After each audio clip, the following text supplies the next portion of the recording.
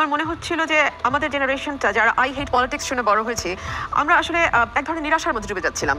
এবং আমাকে খুব বলা হতো যে আমার পরিবারে, তুমি রাজনীতি করছো কেন, মানে একটা শিক্ষিত ভদ্র পরিবার থেকে আসা মেয়ে তুমি রাজনীতি করছো কেন, রাজনীতি কারা করে। আমি এই জেনারেশনকে দেখে আমার মনে হচ্ছে আমি ভুল করিনি, আমি সঠিক পথেই আছি। এবং ডেফিনেটলি অভ্যুত্থান শেষ হয়ে যাবে এটা ভাবছে কেন, ভাবছে কে, আমরা ভাবছি না। মানে অ্যাটলিস্ট একটা বিষয় আমার মনে হয় একটু লক্ষ্য করতে হবে। এক হচ্ছে একটি রাজনৈতিক দল, নির্বাচনমুখী রাজনৈতিক দল, যে রাজনৈতিক দলটি বিভিন্ন সময় নির্বাচনের মধ্যে দিয়েই ক্ষমতায় গেছে, এবং যারা বিশ্বাস করে যে রাষ্ট্র কাঠামোটি মেরামত করতে হলে নির্বাচনের দিয়ে সেটা সূচনা হওয়া উচিত, সেটা যদি তারা মনে করে সেই রাজনৈতিক দল সেই বক্তব্য তারা নিশ্চয়ই রাখতে পারে। আমাদের এই গণ অভ্যুত্থানের একটা বড় স্টেক কিন্তু ছিল যে আমরা আমাদের মতটাকে স্বাধীনভাবে প্রকাশ করতে পারবো। সেই রাজনৈতিক দল যদি সেটা বিশ্বাস করে, সেই রাজনৈতিক দল ডেফিনেটলি একটা সময় বলতে পারে 30 দিনের মধ্যে বা অ্যাজ সুন অ্যাজ পসিবল। তারপর আমি যতদূর লক্ষ্য করেছি, আমাদের মহাসচিব কিন্তু বলেছেন, বিএনপির মহাসচিব কিন্তু বলেছেন যে এটা খুব রিজিড কিছু না, এটা ফ্লেক্সিবল, আলাপ আলোচনার মধ্যে দিয়েই হবে।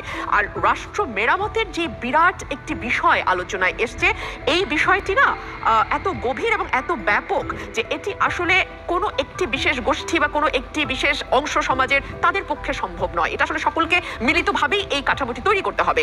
এবং আমাদের জুডিশিয়ারি থেকে শুরু করে, অ্যাডমিনিস্ট্রেশন থেকে শুরু করে, আমাদের শিক্ষা, স্বাস্থ্য, প্রতিটি খাত, যেটা রেজা ভাই বলছিলেন যে প্রতিটি খাতে এত গভীর ক্ষত তৈরি হয়েছে যে এই ক্ষতগুলোকে মেরামত না করতে পারলে না সত্যিকারের রাষ্ট্র মেরামতের যে কথাটি, যে দাবিটি উঠেছিল, সেই পুরাতন আমাদের নিরাপদ সড়ক চাই আন্দোলন থেকে শুরু করে এই আজকের কোটা সংস্কার এবং পরে বৈষম্য বিরোধী আন্দোলন পর্যন্ত, এই ব্যাপক যে মেরামতের কথা বলা হচ্ছে সেটি অনেক বেশি বিস্তৃত। এবং বিএনপি মনে করছে, যেহেতু বিএনপি বাংলাদেশের সবচেয়ে বৃহৎ রাজনৈতিক দল এবং এই দলটির আসলে গত 17 বছর কিন্তু নানান রকম নিবর্তনের মধ্যে দিয়ে গেছে। আমরা তো 1 মাসে শেখ হাসিনার ভয়াবহতাটা দেখেছি, এবং এই 17 বছর বিএনপির চেয়ারপারসন থেকে শুরু করে একেবারেই ওয়ার্ড লেভেলের কর্মী পর্যন্ত, ইউনিয়ন লেভেলের কর্মী পর্যন্ত প্রত্যেকেই কিন্তু নানান রকম বিভৎসতার মুখোমুখি হয়েছে।